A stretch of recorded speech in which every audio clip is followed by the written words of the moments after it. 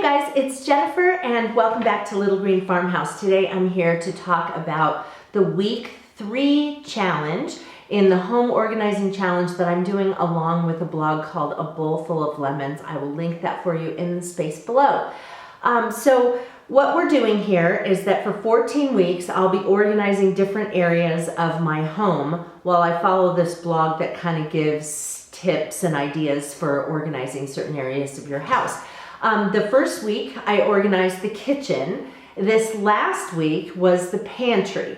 And so what I'm going to do in this video is show you the final results of organizing my pantry, and then I'm going to talk to you about organizing the dining room. I'm going to show you what I'm going to be working on in my dining room, and then in the next video, in week 4, I'll be showing you the results of that and talking about the next home organizing challenge. So, okay, so let's talk about the pantry. I had a lot of fun organizing my pantry. It's kind of a big job. I think organizing the kitchen and the pantry are 2 very big jobs because there's just a lot of stuff. I never really put much thought into my pantry in the 3 months that we've lived in this house. There was just so much other stuff to do. And so anyway, I took everything out. I didn't take everything all out at once. I started with 2 shelves and I ended up finishing it all in one stretch in one day. But I started with 2 shelves just because I didn't know if I would get interrupted and I didn't want to have stuff everywhere and left that way for several days. So I took everything out. I washed off the shelves. I had this kind of icky sort of linoleum tile that was on there on the shelves. And so I covered that up with shelf paper, just a very neutral colored shelf paper.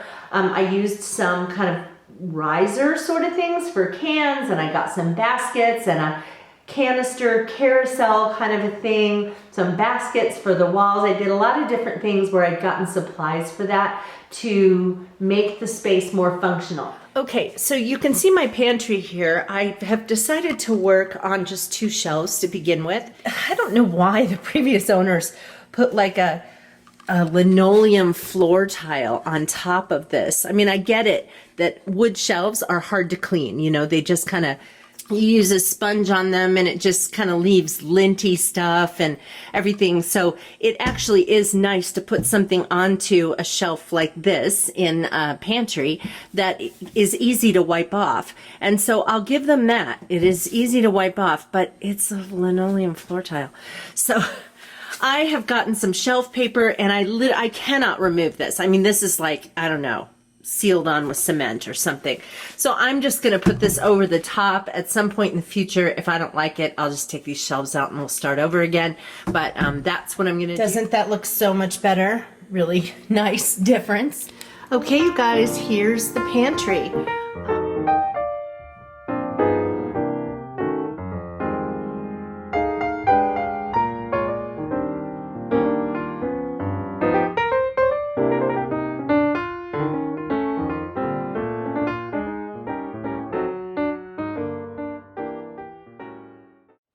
All right, so I'm so happy with that. It's working out brilliantly, everything. You know, when you get a really good system, things stay organized. When you just kind of line stuff up, I'm just gonna, you know, put my cans over here, I'm just gonna put my cereal over here. Eventually things just start sprawling.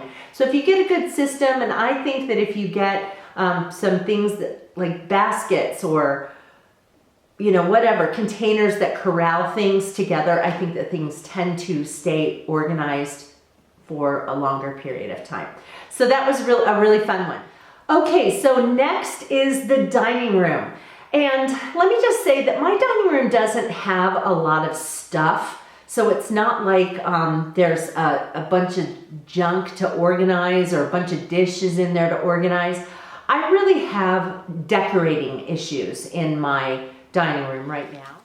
Okay, so let me show you my dining room. There aren't a lot of problems in the dining room because there's really not a lot to organize.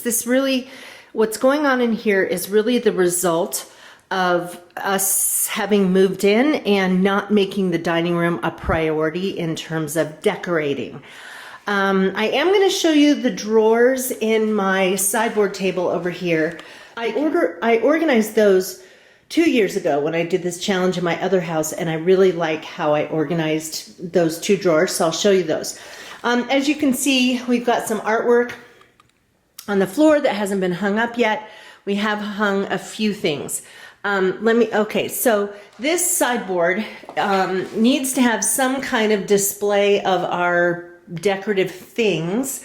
And right now it's just a bunch of stuff that's sitting there and in no particular arrangement. So I would like to have that so that it's a really nice display of stuff and not just a bunch of junk, you know, just because we don't know where else it goes.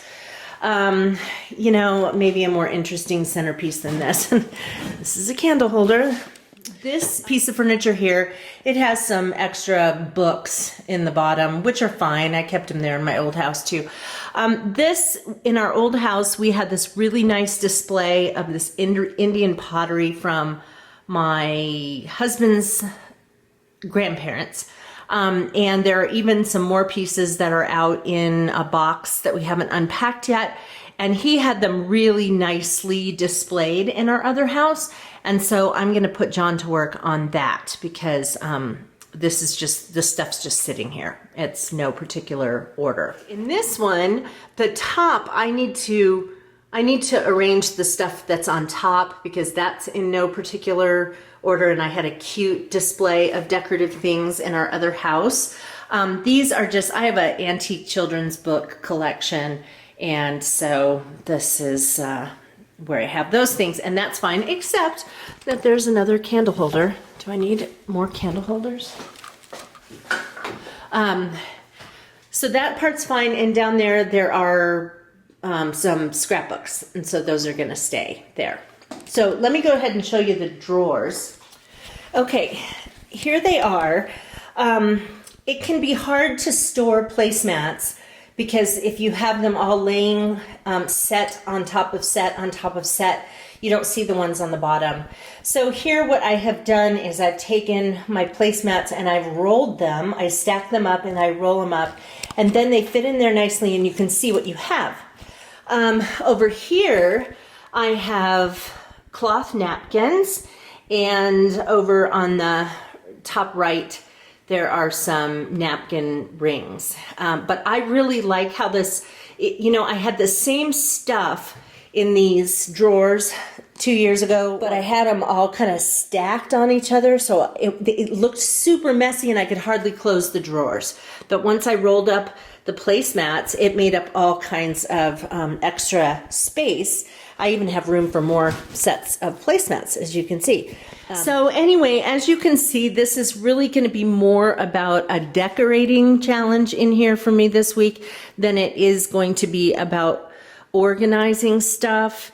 Okay, so that's it. You can see I've even got, you know, paintings and a big photo on the floor. Those are not going to go in there, but yeah, that's just what I have to do. So I also want to point out the checklist that Tony from A Bowl Full of Lemons provides for everybody who's doing this challenge. And of course, week 3, the dining room checklist is divided up in a similar way to other areas of the house. It has a section on helping you to prepare. So in this case, it says to gather 4 bins, and one is the keep bin, one is the donate bin, then there's the trash/recycle bin, and there's another bin for stuff that belongs in another room, not in the dining room.